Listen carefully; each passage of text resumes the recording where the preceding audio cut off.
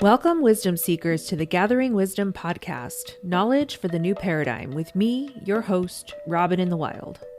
We're living through some truly transformational times, and if you're anything like me, you're craving ways to cultivate a more conscious and soul-driven life. Join me weekly as we explore a rich tapestry of topics, ranging from mindfulness magic, the science behind the woo, tips for sustainable living, and so much more. Together, we can illuminate the path to a brighter future and guide each other to a more empowered, resilient, and juicy life, one episode at a time. Welcome back, Wisdom Seekers, to another episode of the Gathering Wisdom podcast. This week, I am so excited to bring you a conversation that I have been wanting to have since the moment I dreamt up the idea for this podcast. I have known this man since 2019. And I actually met him through Instagram. So that just goes to show that when you put yourself out there, you can form really meaningful connections with the people that inspire you. When I was on my zero waste journey, I was constantly searching for community and looking for the people who were actually doing it to help make it easier. Because I think as the average person goes through their day, it can be a little debilitating for some of us. So I credit this man to being an inspiration for not only helping people to change their habits, but also encouraging people to consider the downstream effects of our impacts that we have when it comes to our waste. Today, we explore something that not a lot of people know, but he's actually really passionate about. And it was one of the reasons that he came across my path. We're going to be talking about composting with worms, or vermiposting, and how it can be a really practical way for you at home can divert your green waste from the main waste stream and create a really beautiful byproduct that will benefit your garden, your community, and ultimately the planet. He's an environmental consultant, a solid waste and recycling expert. He's a keynote speaker, a zero waste influencer, and he happens to be a good friend of the podcast. Welcome to the show, Jonathan Levy. Jonathan, how are you? Doing great, Robin. Thanks for having me. Where are you recording from today? Pasadena, California, right outside downtown LA.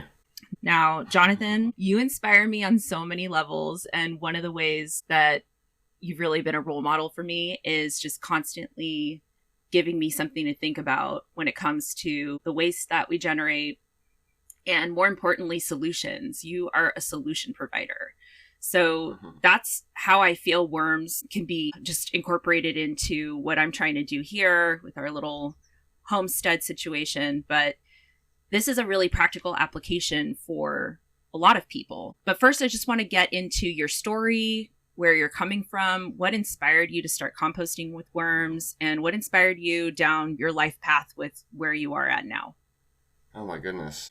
I was trying to think about where I was first inspired to get into worms, and I was actually working on setting up a recycling program inside the Pitches Detention Center, which is an LA County jail in the Santa Clarita area. I was literally helping set up this process because previously they had no recycling happening at the jail at all. And I know now, since COVID and other things, they've been reducing, laws changing, reducing the population. But I believe there were about 6,000 men incarcerated there at the time, and there was, 1,500 or 2,000 employees, and there was no recycling or composting happening at all. So you can only imagine how much waste was being generated on a daily basis. And they were even self-hauling it. They were taking their own trash and taking it to the landfill, the Chiquita landfill, Canyon landfill, which is now closed because it's leaking methane uncontrollably. So, which we can get into at some point. But, yeah. I actually wasn't familiar with worms at the time. And someone who worked for the sheriff's department, a civilian employee who helped with the program, she was really into worms. And we decided to set up a worm composting program there.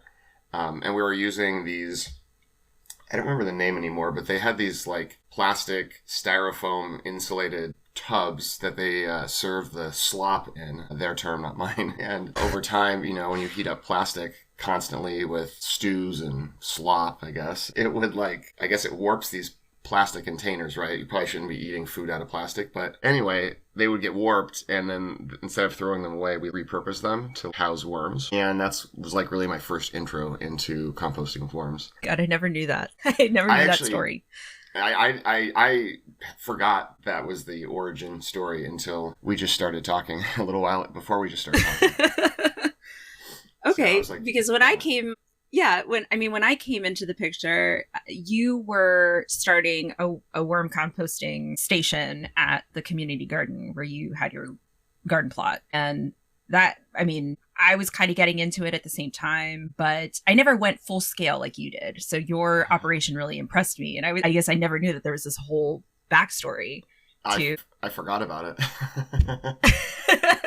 So it's I guess crazy to anyway, think like when we look at our journey, and it's sometimes we forget, I think, to we're always looking ahead. I think like you're a visionary, we're forward thinking people, and I think it's really important sometimes to just tell our stories and reflect back and think about like the life experiences that got us to where we yeah. are.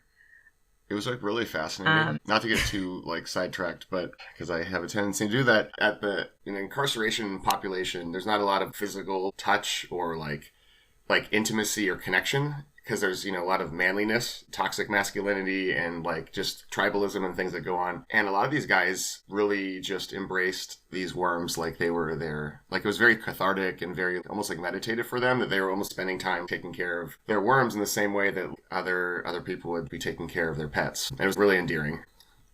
what a beautiful benefit, because there's also we see a lot of other programs that are going on in for men who are incarcerated, including rehabilitating rescue Mm-hmm. dogs. There's even a couple of programs where they tame wild horses and then they train them, and they basically bring them to the point where they can be handled and ridden and then auctioned off. So what a beautiful solution, what a beautiful benefit. Yeah, it was I don't know. very nice to see. Okay, so going back, I just want to touch a little bit on your background and your journey on how you became the zero waste guy.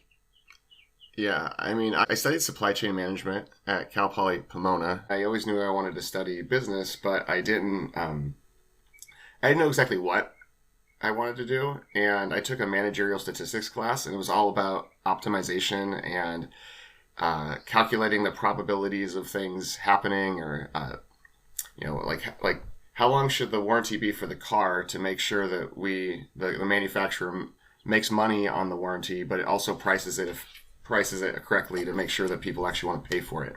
So it was like kind of like very oddly logical and weird things like that, but something about it really resonated with me. And I worked at UPS in the industrial engineering department as a management trainee right after college, and my job literally was to like estimate how many packages the operation that I was working on was going to process in a given day.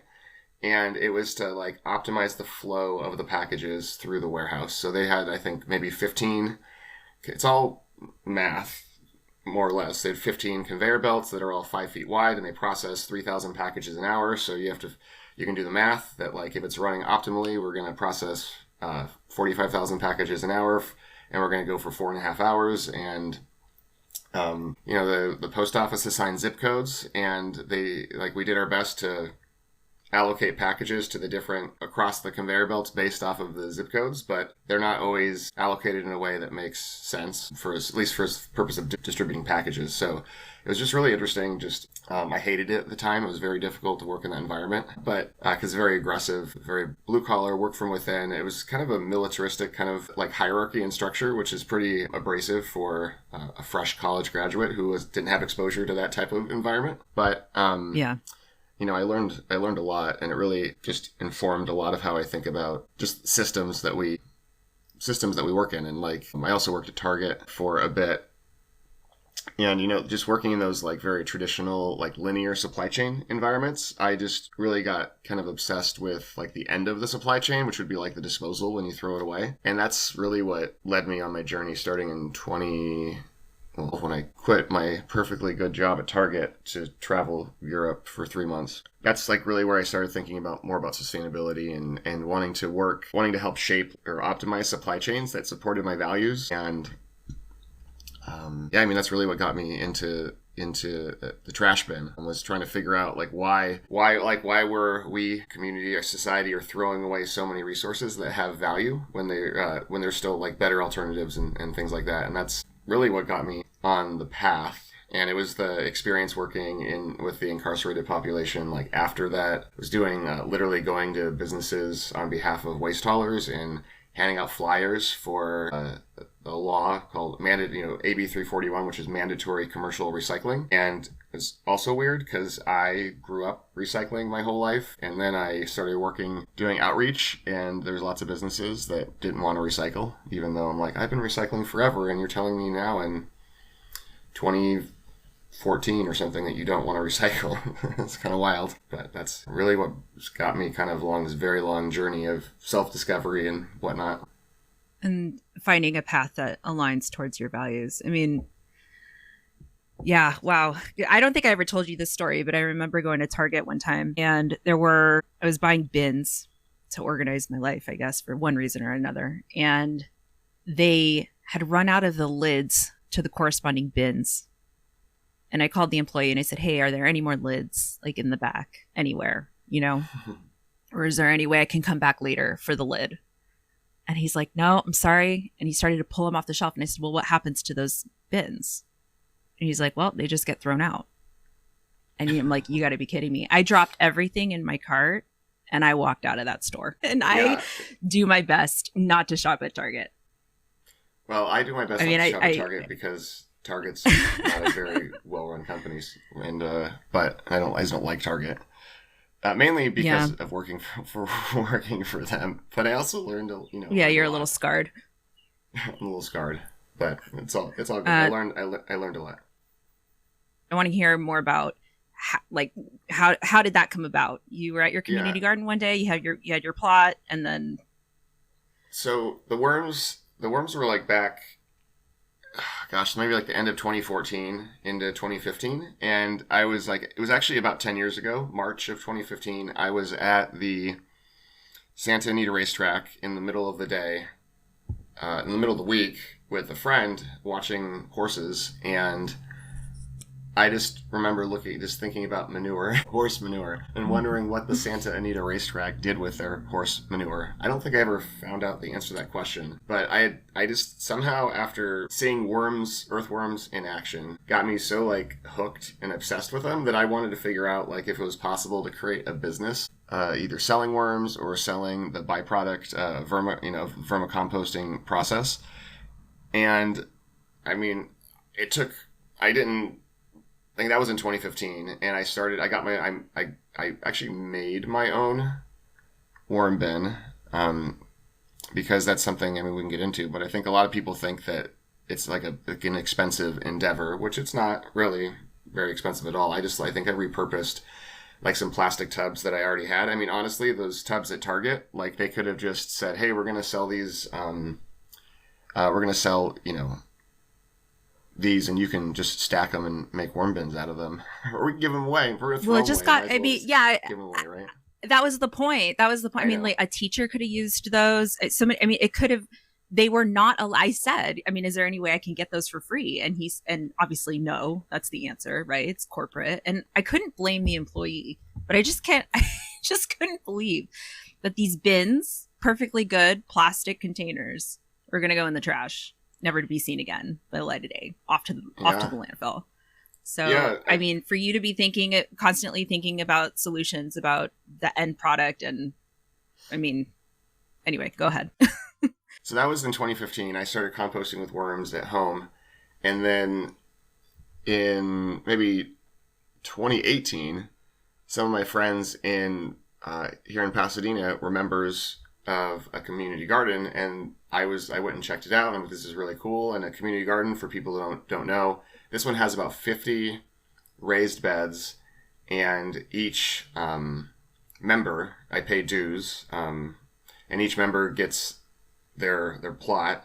And actually, it was like a 2-year wait list. So I met them, I added myself to it in like 2018, and then in the middle of like 2020, when COVID lockdown, pre-vaccine kind of world, all of a sudden I got this random email at like 10 p.m. on like a Thursday, and it said, hello, this is Nancy, and I want to see if you're still interested in your community garden plot. Please reply within 48 hours, otherwise I will move on to the next person. And I was like reading this email, and I'm like, what is this? It seemed like spam. Very grateful it didn't go in my spam filter because, it just seemed like a really weird, oddly worded email. And then when it clicked, I replied right away saying, yes, I'm interested. So it was a nice, great, like, especially COVID, like I got in this, like everybody else, I got into sourdough starter, well, at least everybody in my community, right? But folks like us, right? We got into our sourdough starter and all of our different hobbies and things. And then a community garden plot was great because it was outside, it was well spaced. And that's what really got me into like trying to figure out how to grow food, which I'm not very good at, but that's a secondary story, right? In 2021, I was like, I'm going to actually just try and see if I can sell worm, like actually make a business selling earthworms and red wigglers specifically. And red wigglers are like it's Asenia fetida, which I forget what the Asenia means, but fetida means like death or decay or something like that. And that's what worms eat. They eat like decaying organic matter. The reason why red wigglers, most people, if you think of those, like red wigglers are typically used for like fishing.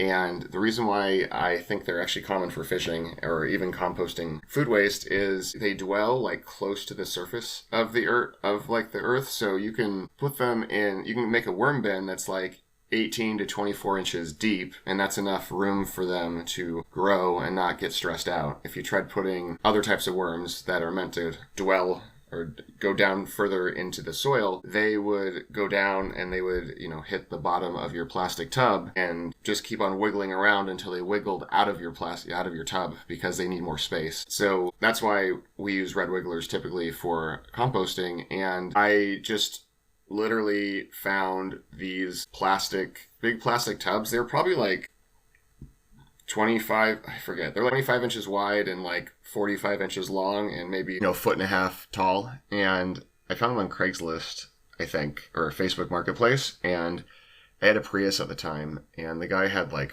50 of them. And I think I bought like 20 of them because that was what I could fit, like literally what I could fit inside my Prius with the seats down. It looked ridiculous. But, I think I paid like $5 or $10 each for these things. What I liked about them is they were able to, they didn't have lids, which was one of the limitations, but they were able to stack on top of each other. And I literally just stacked 4 sets of 4 in my carport at my apartment. And then I just started selling worms on eBay. I bought them from Mimi's Worms in Georgia, which we've talked about. Big plug for Mimi's Worms, you guys. Yeah.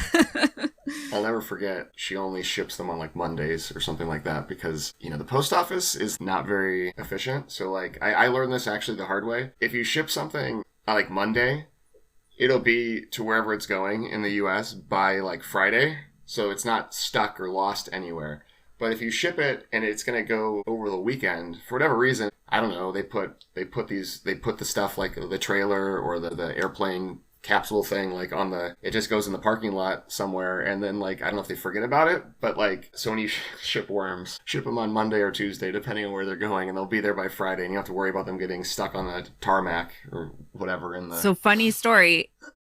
That happened to when I first ordered from Mimi's Worms. That's exactly what happened to my worms. I'm sorry. I got this bag.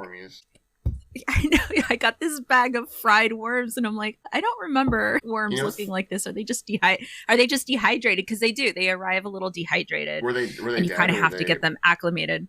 They were all dead. And so when I contacted customer service, which is just one woman, taking care of everything, she's like, I am so sorry. We're so upset. They left the worms on the pallet and a bunch of them fried. And I felt terrible because they didn't have any control over the, distribution, right? They did the best they could, and they lost a lot of inventory, a lot of supply that day. Can I tell you the most disturbing thing is like dead worms actually smell like death. I don't really know what death smells like, but that was what it smelled like. It was like it was just like a very foul. I had something happen. I don't know what happened, but like they broke open or something. Somehow I got like a return to sender of the worms, and they had sizzled, and it was really sad. It really broke my heart in that moment because these poor worms didn't deserve to be like that. Like they could anyway. It was very gross. But, gothic worms. Okay, so that's I never knew. To be honest, I never knew that's why we used red wigglers. I knew that there were European night crawlers, and I knew there were red wigglers. I know that there's a different. I didn't realize that there's different worms for different parts of the soil. Well, so like night crawlers are popular for fishing also because they are a lot bigger and fatter and juicier. They're easier to hook. And they're also bigger, so depending on the type of fish you're trying to catch, I guess you'd want those, but they also need to be in deeper containers. But generally speaking, red wigglers, I don't know, it probably has to do with like commercialization like everything else does. That they're the easiest to raise, the easiest to maintain, the easiest to transport. So I was like literally selling them on eBay, and it was just too hard to do. There's still like a valid business case that could be made to do this. But I sold worms for 3 months, and I was like the worm monger, man. I was like I'd wake up and I'd look at my phone and it'd be like, boom, you sold like 3 pounds of worms. And then I would get really excited, and it was just too much work. Like I was literally doing it in my carport with these big heavy tubs that were stacked on top of each other.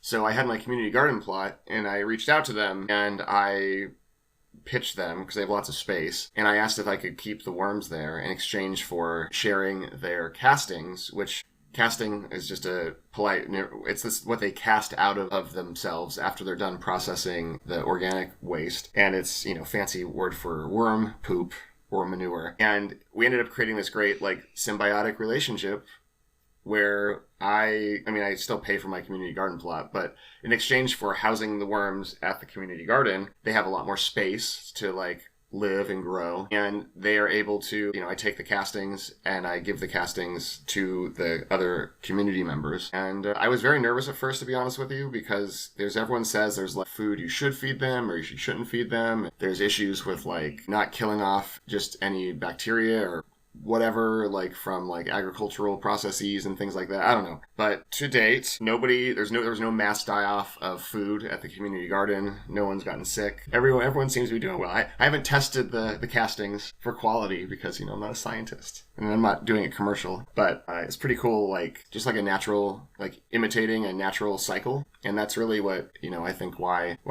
folks should compost with worms, because it's just like it helps, like, recreate what actually happens in nature anyway. If that makes sense? Yeah.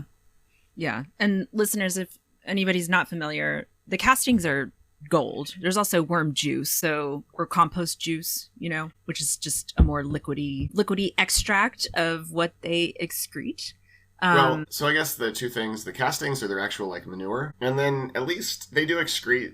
But when we typically think of worm tea, is what we call it. Like if you were to buy a product like at your garden center, like called worm tea, it's literally like steeping water in worm castings, I guess, as you would steep tea leaves in water. So that's where the name. Okay, and in place of fertilizer, it's fertile. It's a natural like soil amendment. So there are some things like mushrooms that you can grow. You can use worm castings as like the only substrate, like the only thing that you grow them in.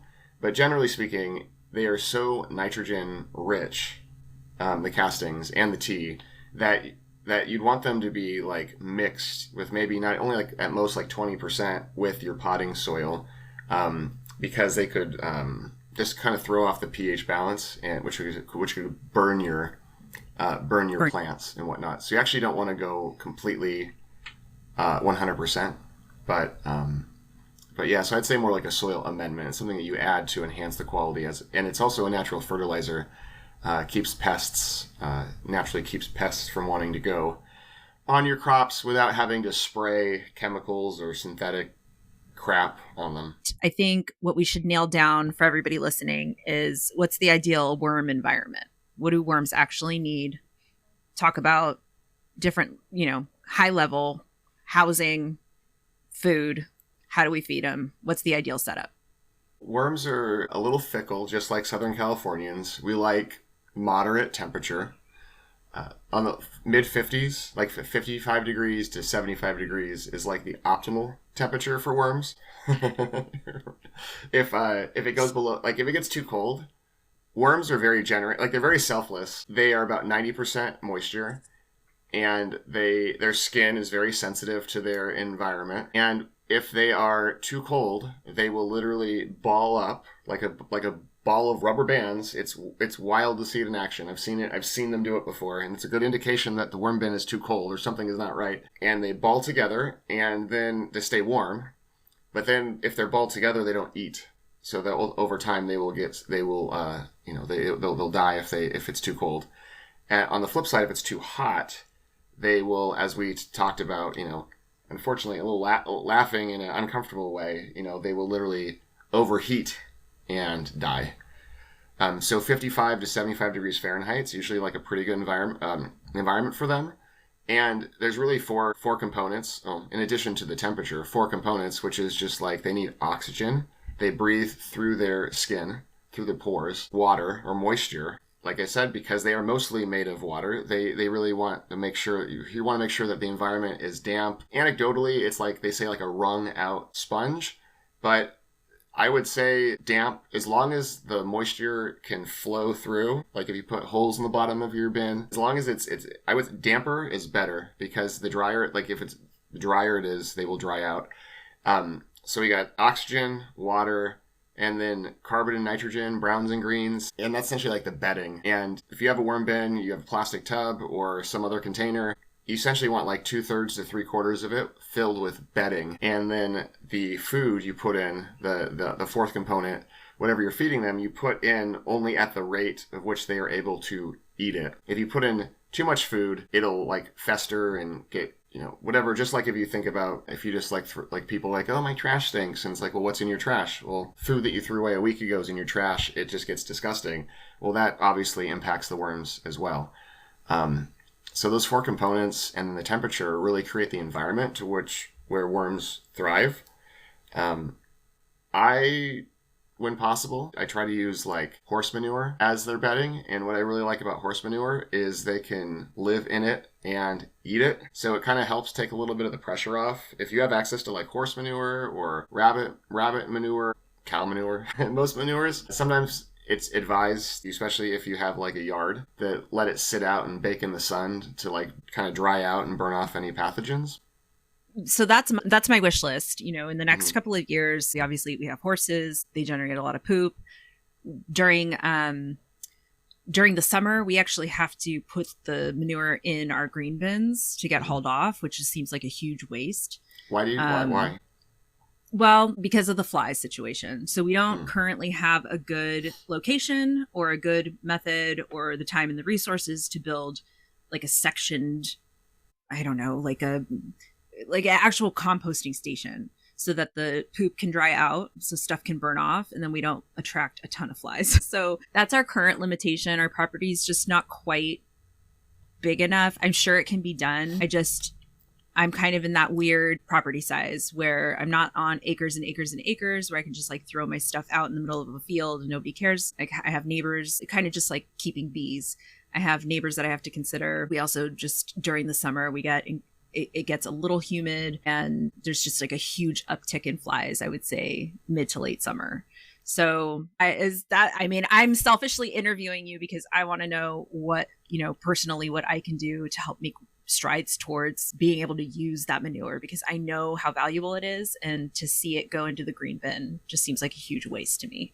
Yeah, you're kind of like, if you think about it, like we collectively, because most people don't compost. Even in California, where in theory, every person who lives in a single family home should be able to put their food waste in their yard waste container now. Every business should have, and multifamily apartment dwellers should have access to some sort of composting service through their waste hauler, and yet the participation levels are very low.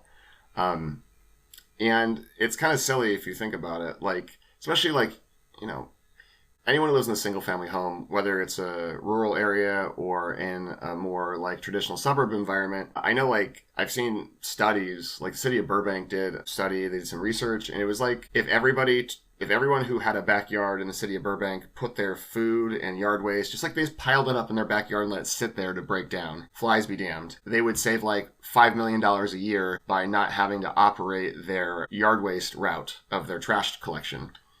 And just like information like that is like fascinating, that like if you have a yard and you compost it at home, think about how much less truck traffic there'd be on the road, and how much further, like how much, like the reduction, just the reduction in resources and the reduction in emissions and the reduction in wear and tear on the road from big heavy trash trucks, if like everybody composted at home who was able to. Right.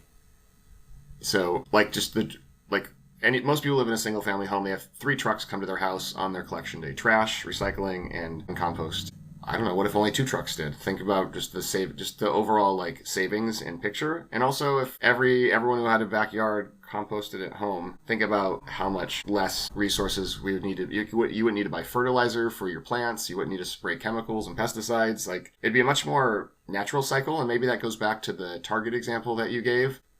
Target is a traditional, very linear supply chain. So they purchase products, they distribute them to the stores, and then they sell them. After they've been sold, they wipe their hands clean of them. It's not their problem anymore. And their system is not designed to take back, right? It's a one-way supply chain. It's linear.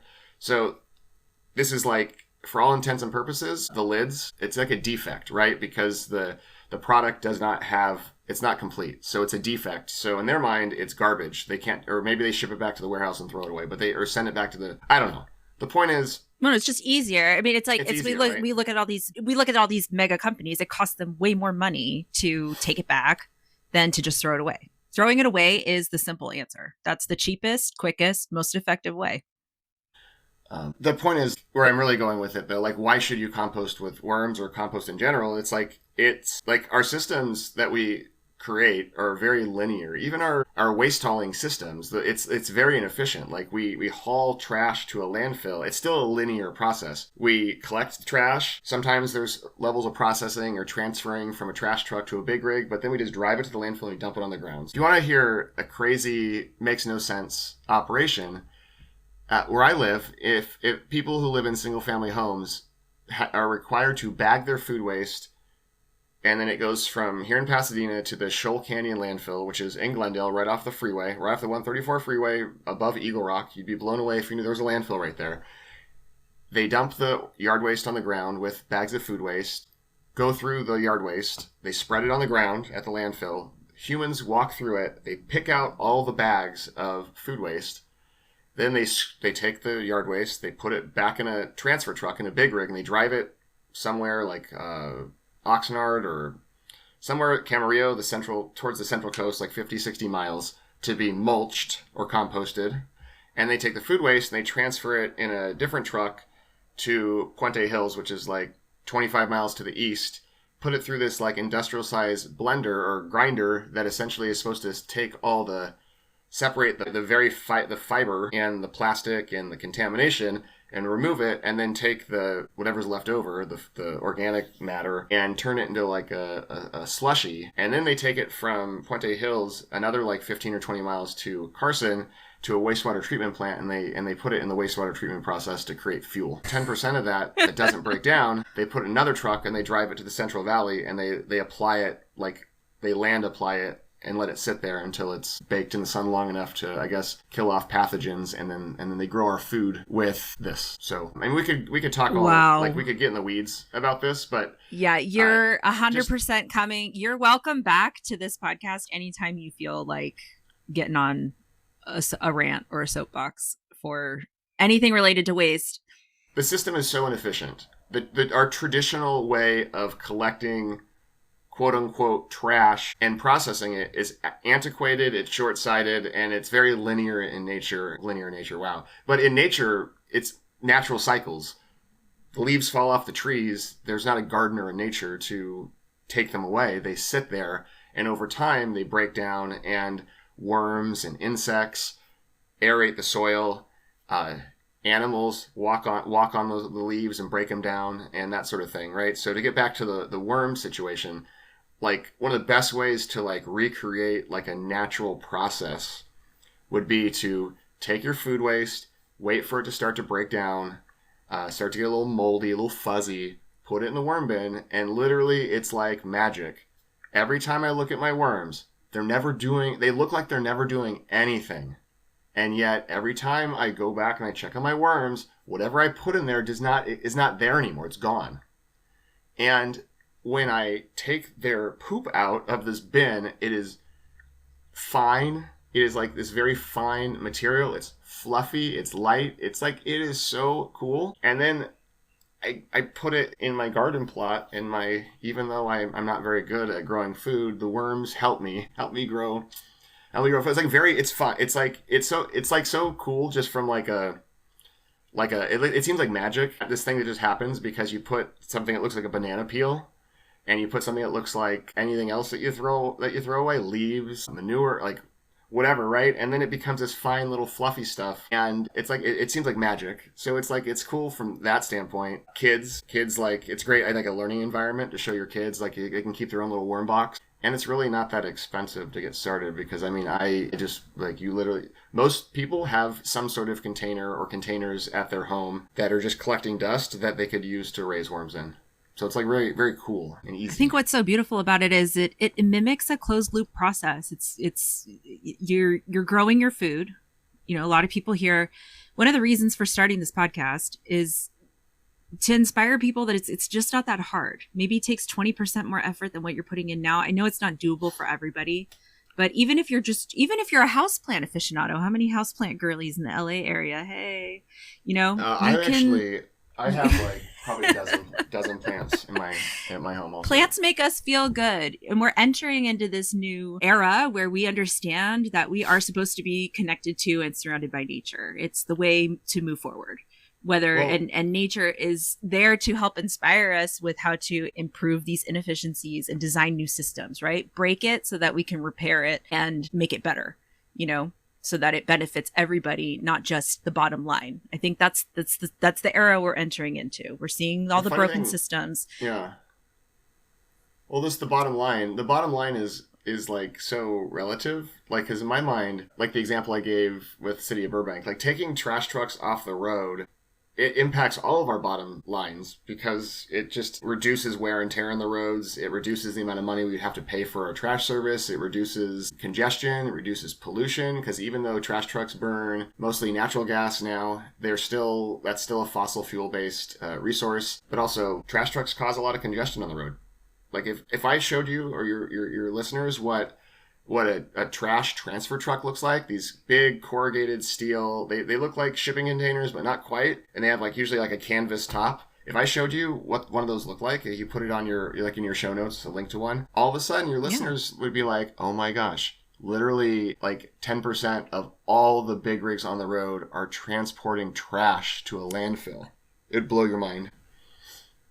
We're gonna talk all about trash at some point, and I need you to tell me what I got wrong in my recycling episode or what I got right. I just think keeping worms is. I'm always preaching to people around here, and I live in a semi-rural community. I mean, it's more rural than LA. Yeah. I moved here to have this kind of lifestyle, and you'd be hard pressed. I'm venture in a lot of circles. However, I feel like I'm one of the only people doing what I'm doing, and I'm really not doing that much. I'm growing, maybe 30% of the food that we eat. I'm keeping animals mainly for my benefit, but I'm trying to use every byproduct to create a new product that I can use. The horse poop is 100% usable. I know, because I have let it sit in a pile before, and I didn't have to buy garden soil that year. And I grew the most amazing vegetables. Yeah, why would we buy? Why is Miracle-Gro? Why does Miracle-Gro exist? I'm sorry for why synthetic fertilizers? It blows my mind that we have all the tools we need. Amendments. Yeah, we've been sold that we have to continuously purchase the solution when the solution is most likely waiting, in your backyard. I've been on a rant lately telling everybody, if you have space to keep chickens, keep chickens. Chickens offer you food. You can control what they eat. You're not buying some mystery eggs at the store. You don't know where they came from. And let me tell you, folks, I know we just went through this whole, we're still talking about the price of eggs. It's not going to be the last time. There's a lot of reasons for that, but there are going to be many more times where our birds are going to be infected with something, because avian diseases are rampant. So they have to cull all the flocks, and we end up with they get bird flu because they are housed in unhealthy, unsanitary conditions fed not good food.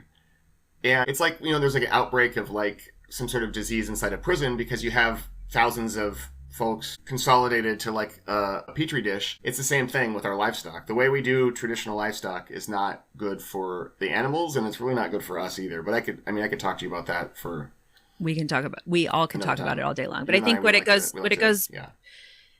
yeah, we like to go on a rant. But I think what it comes down to is you do what you can. And so the worms offer a solution. So instead of throwing that food away, you can actually create your own, I guess, what would you call it? What's the main benefit of the worm byproduct? You can create your own, it's not fertilizer, you called it an amendment. Soil amendment. Like it improves the quality of your natural world. So you can take it if you have any type of, I even take, when I have extra, there's lots of, that right-of-way space, like the planter boxes and the strips between a person's house and the street. That's my, my renegade action or whatever, my guerrilla action. I put them out in the world. But two things I think really to emphasize. A great example, the chickens that you gave, is a person who has backyard chickens can feed them, like they might have to buy some sort of feed, but you could feed them a lot of your food waste, leafy greens and things like that. So you can feed them, I would say it'd be better to feed chickens your food waste than worms, because the chickens can just eat it in its current state without breaking down. But then you can take the manure that chickens make and feed that to the worms, and that would like further close the loop on the system, which is really cool. And okay, I did not know that. Wait, I didn't know that. I didn't know I could feed them my chicken poop.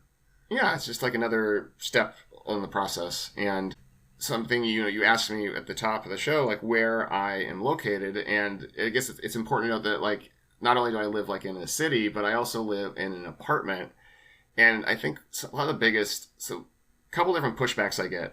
First, it's like, oh, it's gross, it's garbage. The worms are gross. I used to wear gloves with worms, and now I just pick them up with my bare hands because I love my wormies. But I'll say to people, like, I wouldn't keep them in my house, because a lot of people are like, oh yeah, just keep them underneath your sink in your kitchen. I'm like, what? That doesn't make any sense, because there ain't no air circulating under my sink. But literally, and I'll share a link to how to get started and how to build your own DIY worm bin, but like literally, it's just like a couple like plastic tubs stacked on top of each other. The footprint, like, I know that people listening, there's a lot of people who will have empty tubs stacked on top of each other like in a closet.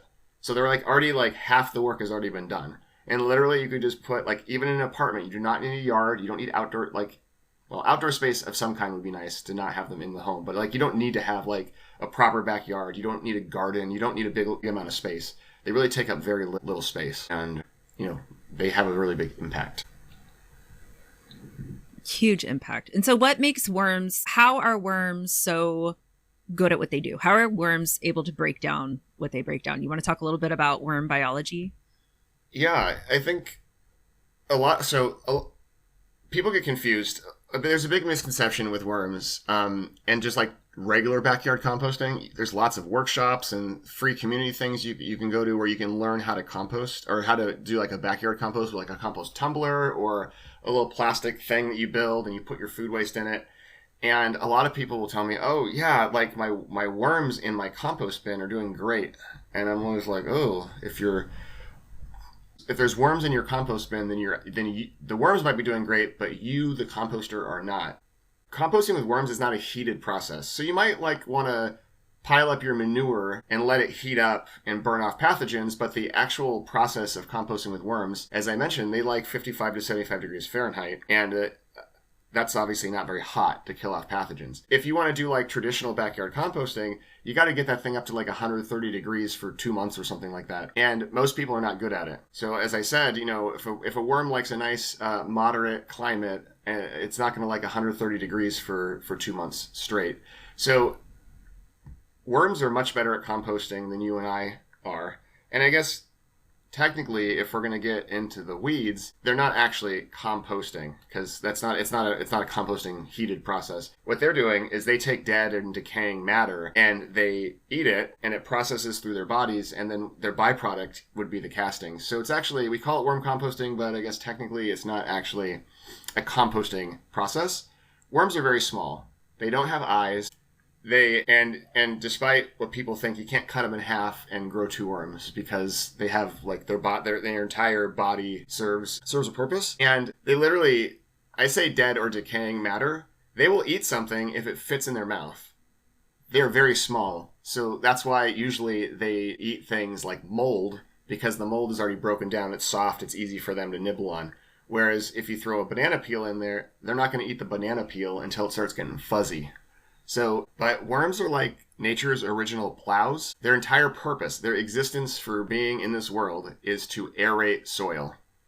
So the example I gave with the leaves fall off the trees in nature, the animals step on the leaves, which gets them crunchy and breaks them down. And then worms and insects and other beings are down there just doing their thing, just aerating the soil, constantly aerating the soil, which helps the compost process, the decay process. They are actually kind of like chickens. They have gizzards. They don't have teeth. So chickens have a beak that they use to like peck and break food down. Worms don't have beaks, but they do have gizzards. So worms typically will eat little bits of grain, like soil, while they're eating the food, and the soil acts like a grinder, and it helps grind the food as it goes through their body process. They have enzymes that they use, that they excrete to help with the decomposition process. So it's kind of cool. Like, it'd be cool to look at a visual. I'm not super well versed all the anatomy of a worm, but like every part of the worm, from its mouth all the way through the end when it casts out its manure, is like a really it was like literally designed for the purpose of burrowing and digging and aerating. Yeah, and what's cool about worms is they reproduce rapidly. They're actually hermaphrodites, so they contain both male and female parts. And if you've ever seen, sometimes people see worms like out under a rock or in lawn, or sometimes if it rains, they get washed on the sidewalk. If it gets washed on the sidewalk, please put it back wherever it came from, because it doesn't have eyes, so it doesn't know where its home is. But if you ever see two worms looking like they're in a knot, they're actually mating, and they're creating. They have both male and female parts. Like if you see like worms, they literally two worms look like they're in a knot. Just let them be, because they're literally making baby wormies, laying an egg. They're doing their thing. Yeah, it's really cool. So like in your worm bin, if the worms are happy, they will grow. And what's kind of cool about using like plastic tubs and things is you could literally just continue to stack them up on top of each other to expand the housing. If you have the ability to expand to help them grow, then they will like continue to replenish. But if they run out of space, then they will not. Their housing will not continue to, or I'm sorry, if their housing doesn't expand, then they will stop expanding as well. So it's kind of this really cool, where else in the world, in the consumer world that we live in, can you just keep on, whatever you have, just keep on replenishing in perpetuity? Like I can't think of another situation where something like that happens. So, you could buy like worms from Mimi, or maybe you could go on your Buy Nothing group and find some, or maybe there's a community garden where you can get them from. I wouldn't buy them from a fishing store, because they got like 10 of them in a styrofoam cup in a refrigerator. Those are not going to be the healthiest worms. But, you could even buy like half a pound of worms to get started, and they're not going to process very much food initially, but over time you will literally watch your flock of worms grow. And and like you could literally, like, so say like you stack them and you have two bins, and then you put a third one on top, and once that third one is ready, you could put a fourth, or you could just take that bin and you could give it to a friend and then help them start their worm composting journey. Like it's so cool. It's so sad that the example I gave about driving the food waste to the landfill, then separating it, and going from here, then going from there, and then like, why don't we just put it in our garbage disposal at that point, right? It's such a silly, inefficient process. Literally, you could be like little renegades and just grow worms and then just give them to your neighbors, and before you know it, the whole community would have worm bins, and they'd be just we'd have more sense of community, if nothing else, right? I don't know, kudos to you for bringing all these resources together, because I feel like you created a haven for answers for people who were trying to reduce their waste. You provided solutions. And for that, I'm like forever grateful. Well, thank you. Yeah, unfortunately, I don't have all the answers, and it gets people really upset, because I mean, when we do the "Is this recyclable?" episode, or "How did you do with your recycling?" episode, it's like it's so complicated and so convoluted that unfortunately even I don't have all the answers, and that gets people upset, because I think generally speaking, most folks want to do the right thing. It's just there's so much confusion over how to compost, how to recycle, like what is actually the right way to do it. And that's what I try to do, is help kind of simplify that process and make it seem not as scary.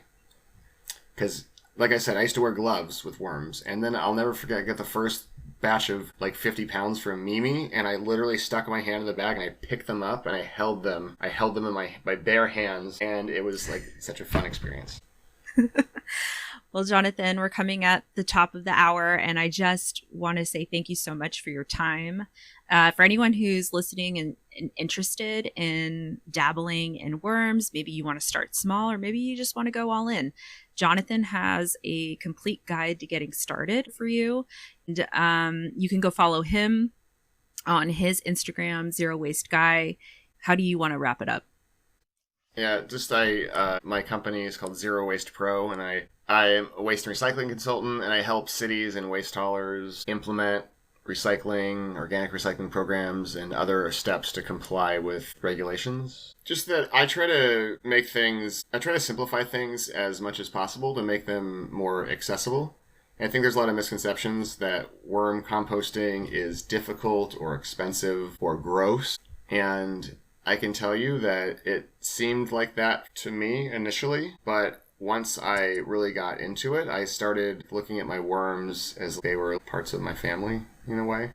They're very like therapeutic. I feel very accomplished when I use them, and I don't know, I feel like I'm contributing to something. So everything that I do, I strive to do with a Zero Waste Guy as like a social media influencing thing, and Zero Waste Pro, which is my consulting business, is to like provide practical solutions for individuals and businesses. And that's what I'm all about, just focusing on the closed loop systems, making things more efficient, like making supply chains that I believe in more efficient. And, if anyone wants to learn more, they can just go to zerowastepro.com/worms, and they can get a guide to how to get started with worms, and also a guide for how to make a DIY worm bin. Thank you so much, Jonathan. I have a feeling this is not going to be the last time we chat, and I just wanted to thank you again for your time today. I'm really excited to get my worm bin going. I'm excited for you.